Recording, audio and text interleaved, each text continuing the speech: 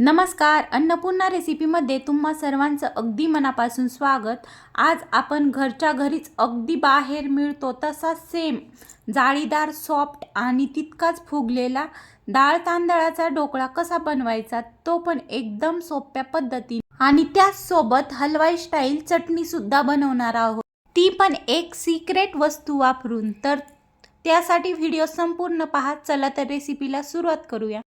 त्यासाठी इथे एक बाउल घेतलाय आणि त्यामध्ये आपल्याला एक वाटी जाडा तांदूळ घ्यायचा आहे। मी इथे रेशनचा तांदूळ वापरलाय, तुम्ही कोणताही जाडा तांदूळ वापरू शकता। आणि त्याच वाटीने अर्धा वाटी हरभऱ्याची डाळ टाकली।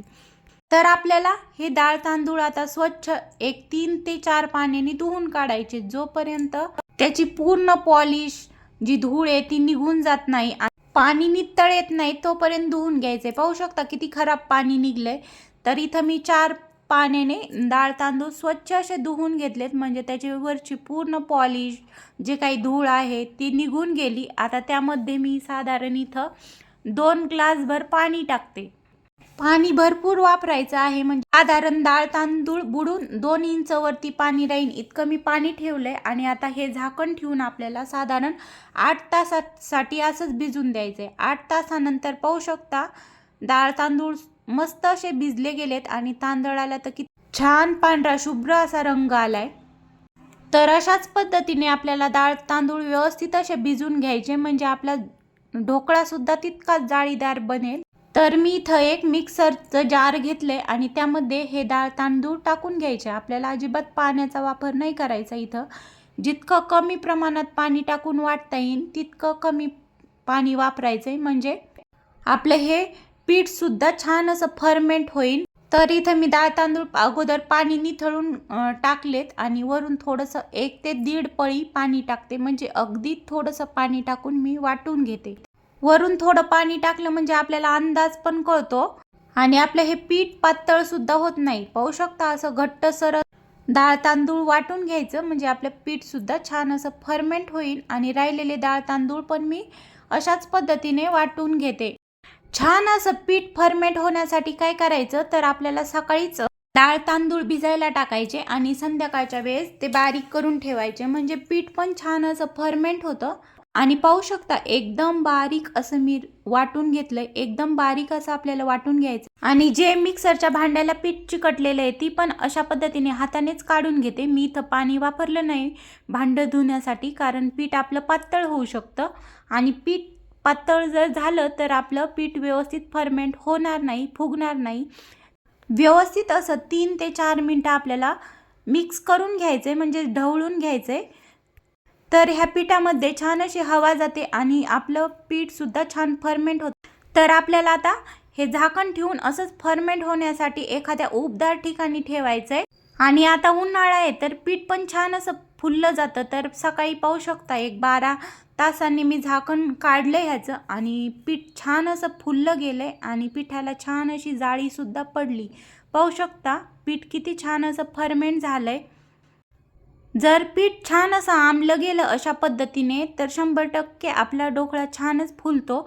तर मी ते साईडला ठेवलं। इथे एक कढई घेतली, कढईमध्ये साधारण 2 ते 2.5 ग्लासभर पाणी टाकायचं आणि पाणी टाकून आपल्याला त्यावर अशा पद्धतीचं स्टँड मांडून द्यायचंय। नंतर गॅस पेटून घेतलाय, गॅसवरती कढई मांडली आणि कढईवर झाकण ठेवून आपल्याला पाण्याला उकळी येऊन द्यायची, कुठूनही हवा जाता कामा नये। आता इथे मी एक ढोकळा बनवण्यासाठी प्लेट घेतली आणि त्या प्लेटीला छान असं तेल लावून घ्यायचं, म्हणजे आपला ढोकळा व्यवस्थित असा निघला जाईल, अजिबात चिकटणार नाही। हातानेच पूर्ण प्लेटला तेल व्यवस्थित असं लावून घेते आणि आपल्याला ही प्रोसेस अगोदरच करायची आहे, म्हणजे ढोकळ्याचं बॅटर छान असं मिक्स करून घेतलं की लगेच आपल्याला टाकायला नंतर गडबड होता कामा नये। तर मी आता प्लेटला तेल लावून घेतलं आणि आपल्याला आता ह्या बॅटरमध्ये साधारण इथं 3 हिरव्या मिरच्या मी बारीक अशा ठेचून घेतल्यात। तुम्ही तुमच्या आवडीनुसार हिरव्या मिरच्या कमी जास्त करू शकता। त्यानंतर चमचे ताजं दही घेतलंय, दही तुम्ही एखादा चमचा वाढू सुद्धा शकता। त्यानंतर चवीनुसार मीठ आणि 1 छोटा चम्मच हळद टाकून घेतली। त्यानंतर पोहे खायचा 1 चमचाभर साखर टाकली आणि साधारण छोटा 1/2 चमचा इथं खाण्याचा सोडा टाकून घ्यायचा आहे आपल्याला। आणि थोडंसं त्यावर पाणी टाकायचं आहे आणि छान मिक्स करून घ्यायचं आहे. सोड्याच्या ऐवजी तुम्ही इनोसुद्धा वापरू शकता. जर तुम्हाला इनो वापरायचा असेल तर साधारण पोहे खाण्याचा 1.5 चमचा इनो वापरू शकता. जास्त इनो वापरायची सुद्धा गरज नाही. आता मी छान असं मिक्स केलं आहे आणि त्यानंतर 1 चमचा तेल टाकून पुन्हा आपल्याला साधारण 1 मिनिट छान असं मिक्स करून घ्यायचं. हे चांगलं व्यवस्थित असं मिक्स होईल आणि आपला ढोकळासुद्धा चविष्ट बनेल. आता लगेच मिक्स करून घेतल्यानंतर ढोकळ्याच्या प्लेटमध्ये हे सर्व बॅटर मी टाकून घेते आणि हे अशा पद्धतीने थोडं टॅप करून घ्यायचं म्हणजे ह्यातली पूर्ण हवा निघून जाईल. आणि पाहू शकता पाणी सुद्धा तोपर्यंत छान असं उकळलं गेलंय. त्यामध्ये लगेच ही ढोकळ्याची प्लेट मांडून घ्यायची आणि वरून पॅक असं झाकण ठेवायचं जेणेकरून वाफ बाहेर येणार नाही आणि आपला ढोकळा छान फुलेल. तर साधारण 15 मिनिटांनी पाहू शकता ढोकळा छान असा मस्त फुलला गेलाय आणि आपल्याला चाकू टोचून पाहायचा आहे. चाकू एकदम क्लीन येतोय म्हणजे आपला ढोकळा छान असा शिजला गेलाय. तर मी आता ही प्लेट काढून घेतली आणि थंड होऊन द्यायची. तोपर्यंत आपण तडका बनवून घेऊ.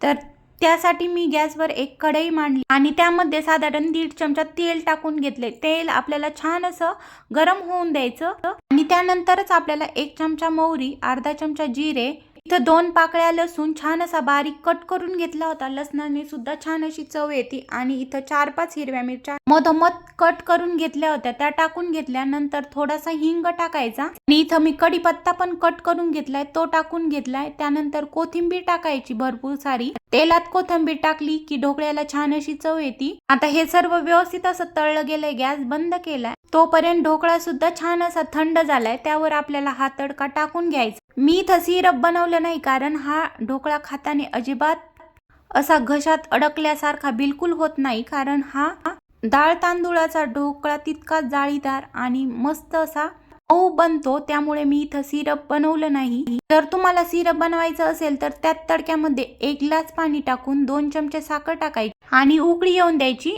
त्यानंतर ढोकळा कट करून त्यावर ते सिरप टाकून घ्यायचं. तर मी इथं आता तडका टाकल्यानंतर ढोकळा कट करून घेते.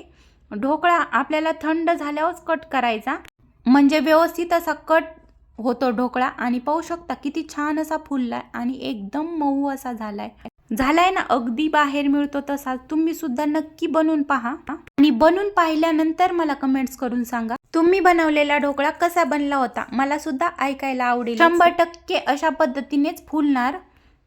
जरी तुम्ही पहिल्यांदा बनवत असाल तरी सुद्धा. तर त्यावर आता मी कट करून घेतल्यानंतर थोडीशी कोथिंबीर टाकली आणि मी आता तुम्हाला इथं ढोकळा काढून दाखवते. पाहू शकता व्यवस्थित असा ढोकळा निघला जातोय. अजिबात चिटकत सुद्धा नाही आणि फुगलाय तर किती तुम्ही पाहू शकता. अगदी झालाय ना हलवाई स्टाईल तितकाच फुगलाय आणि तितका सॉफ्ट जाळीदार आणि कितीतरी पटीने टेस्टी सुद्धा. तर आपण एक सिक्रेट चटणी सुद्धा बनवणार आहोत. जसे की हलवाई बनवतात त्याच पद्धतीची एक सिक्रेट वस्तू वापरून. तर मी ढोकळा अशा प्रकारे काढून घेते. सर्व ढोकळा तितकाच एकसारखा असा फुगलाय आणि तितकाच जाळीदार झालाय. कुठेही कमी जास्त असा फुललेला नाही. अगदी ढोकळा मस्त असा झालाय. चला तर मग आपण चटणी सुद्धा बनवून घेऊया. त्यासाठी इथं मी एक मिक्सरचं भांड घेतलं. त्यामध्ये हिरवीगार अशी धुवून घेतलेली कोथिंबीर टाकली, 2 हिरव्या मिरच्या, थोडासा पुदिना, 2 ते 3 पाकळ्या लसूण, एक अर्धा चमचा जिरे, चवीनुसार मीठ आणि चटणी दाटसर होण्यासाठी हीच तर सिक्रेट गोष्ट म्हणजे 2 ढोकळ्याचे पीस टाकले तिथं मी असे कुस्करून आणि थोडीशी 2 बुटुक चिंच टाकली. चिंच नसेल तर तुम्ही अर्ध लिंबू पिळून टाकू शकता आणि थोडंसं पाणी टाकून छान असं बारीक वाटून घेतलंय. आणि चटणी तर पाहू शकता एकदम मस्त अशी एकसंध चटणी झाली. त्याचसोबत मी इथं गोड पाणी सुद्धा ठेवलंय, चिंच गुळाचं पाणी आणि हा ढोकळा. तर अशा पद्धतीचा ढोकळा बनवून पाहायला विसरू नका. चॅनलवर जर नवीन असाल तर चॅनलला सबस्क्राईब करा. व्हिडिओ आवडला तर लाईक करा. तुमच्या मित्रमैत्रिणींसोबत शेअर करा. चला तर मग पुन्हा भेटूया अशाच मस्त नवीन आणि खमंग रेसिपी सोबत. Bye bye.